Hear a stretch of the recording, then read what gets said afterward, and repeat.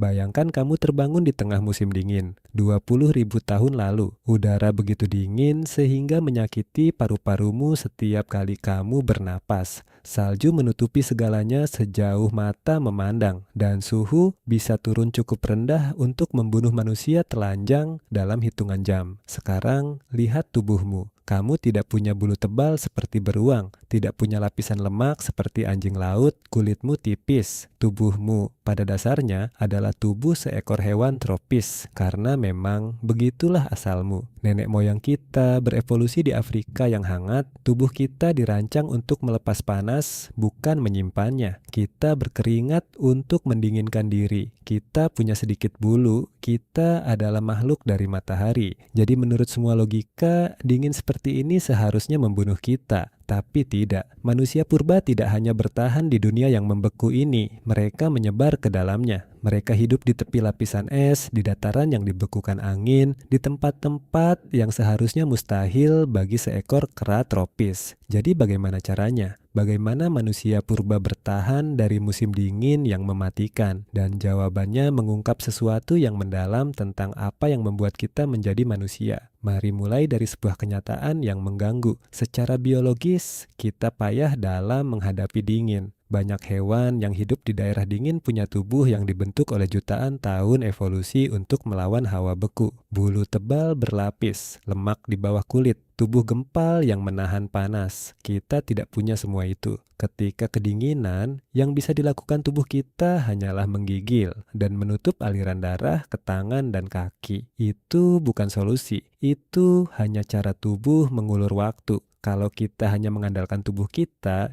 tidak akan pernah bisa menaklukkan dunia yang dingin. Dan disinilah letak twistnya. Karena manusia tidak bertahan dari zaman es dengan mengubah tubuh mereka. Mereka bertahan dengan mengubah dunia di sekitar mereka. Ini adalah rahasia besar spesies kita. Ketika hewan lain harus menunggu ribuan generasi agar tubuhnya beradaptasi, manusia melakukan sesuatu yang jauh lebih cepat. Kita tidak menumbuhkan bulu, kita membuatnya. Mari kita lihat bagaimana mereka melakukannya. Senjata pertama melawan dingin adalah api. Api mengubah segalanya. Ia memberi kehangatan di malam yang membeku. Ia memberi cahaya di kegelapan panjang musim dingin. Ia memasak makanan, membuatnya lebih mudah dicerna dan lebih aman. Sekelompok manusia yang berkumpul di sekitar api bisa bertahan melewati malam yang seharusnya membunuh mereka. Api pada dasarnya adalah matahari kecil yang bisa mereka bawa ke tempat-tempat yang paling gelap dan paling dingin di bumi.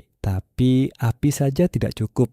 Kamu tidak bisa membawa api bersamamu saat berjalan menembus badai salju. Dan disinilah datang salah satu penemuan terpenting dalam sejarah manusia. Sesuatu yang begitu biasa sampai kamu mungkin tidak pernah memikirkannya. Pakaian. Tapi bukan sekadar kulit binatang yang disampirkan di bahu. Ada perbedaan besar antara membungkus diri dengan kulit dan memakai pakaian yang benar-benar pas dan terjahit rapat. Pakaian yang menutup rapat, menjebak panas tubuh, dan melindungi dari angin. Dan untuk membuat pakaian seperti itu, manusia membutuhkan sebuah alat kecil yang luar biasa. Jarum jahit dengan jarum bermata yang dibuat dari tulang, manusia purba bisa menjahit kulit dan bulu binatang menjadi pakaian yang benar-benar terpasang di tubuh.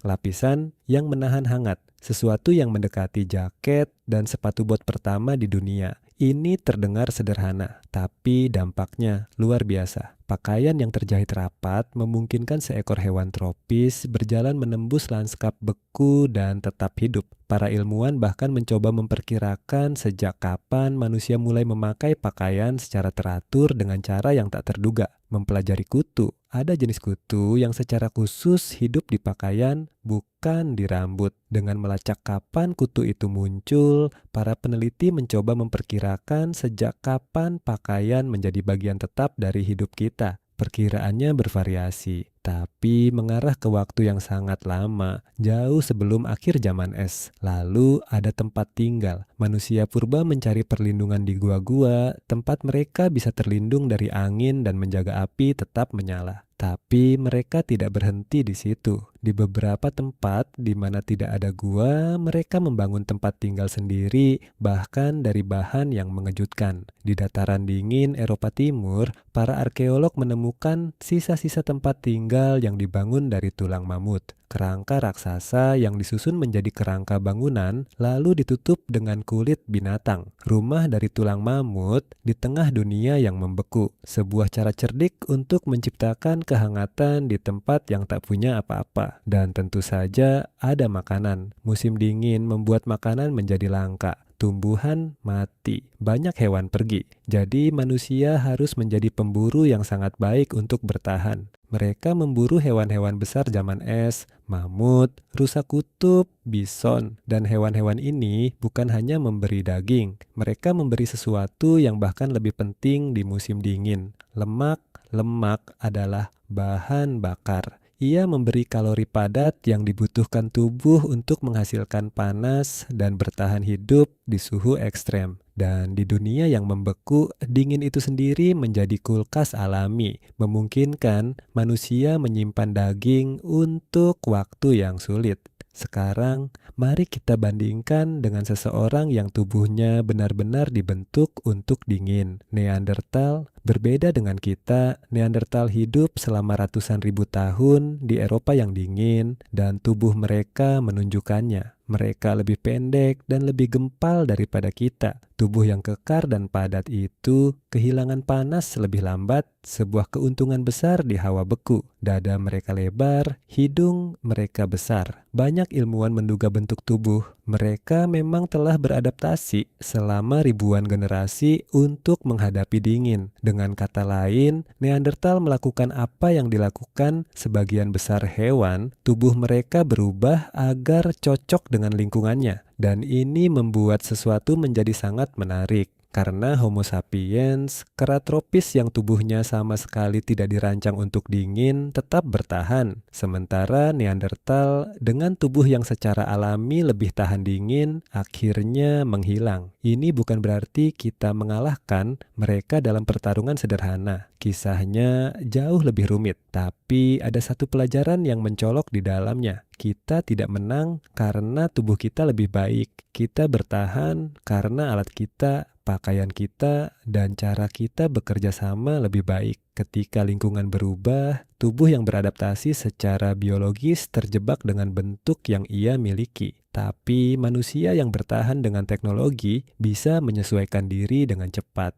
Kita bisa membuat pakaian yang lebih baik, tempat tinggal yang lebih baik, alat yang lebih baik dalam satu generasi, bukan 1000. Dan disinilah inti yang sesungguhnya. Manusia menaklukkan dingin bukan dengan menjadi hewan yang lebih tangguh. Kita menaklukkannya dengan membawa lingkungan kita sendiri kemanapun kita pergi. Kita membawa api kita. Kita membawa kehangatan kita dijahit ke dalam pakaian kita. Kita membangun tempat berlindung kita sendiri. Kita tidak menunggu dunia menjadi ramah. Kita membuat sepetak kecil dunia yang ramah dan membawanya bersama kita. Inilah kenapa manusia menjadi satu-satunya spesies yang menyebar ke hampir setiap sudut planet ini. Dari gurun yang panas sampai kutub yang beku. Bukan karena tubuh kita bisa bertahan di mana saja, tapi karena pikiran kita bisa menciptakan cara untuk bertahan di mana saja. Sekarang, pikirkan tentang dirimu saat cuaca dingin dan kamu mengenakan jaket, menyalakan pemanas, atau menyeruput sesuatu yang hangat.